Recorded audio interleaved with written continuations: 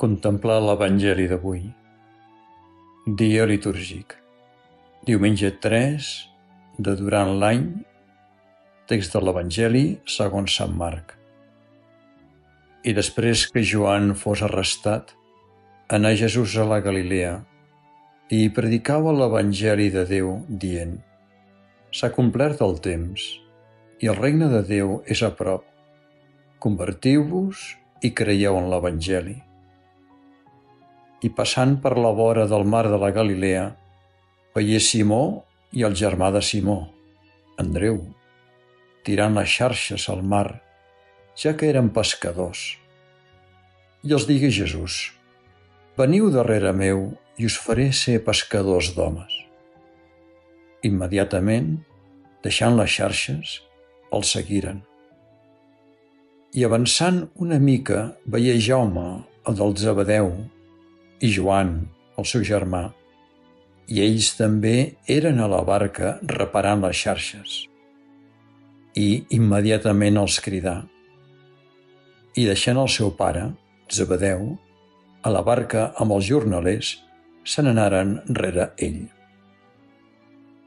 Comentari per mossèn Lluís Roquer i Roquer, Manresa. Convertiu-vos i creieu en l'Evangeli. Avui l'Església ens convida a convertir-nos i, amb Jesús, ens diu: convertiu-vos i creieu en l'Evangeli. Per tant, caldrà fer cas de Jesucrist, tot corregint i millorant el que calgui.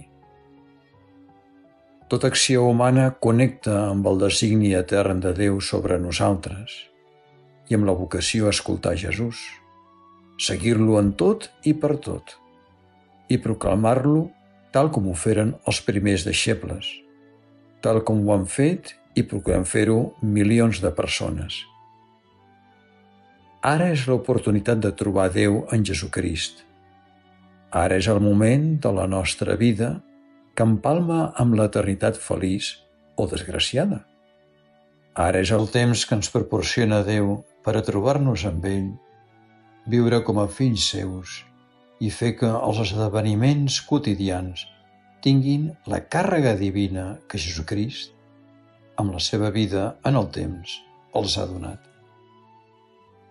No podem deixar perdre l'oportunitat present. Aquesta vida pot ser més o menys llarga en el temps, però sempre és curta, ja que aquest món que veiem amb els ulls passa molt aviat.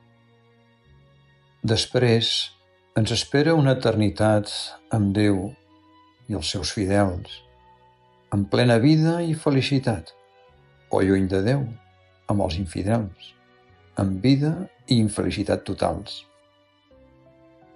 Així doncs, les hores, els dies, els mesos i els anys no són per a malgastar-los, ni per aposentar-se i passar-los sense pena ni glòria, amb un estèril anar fent.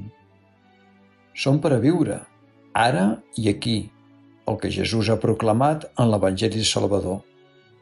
Viure en Déu, estimant-ho tot i a tothom.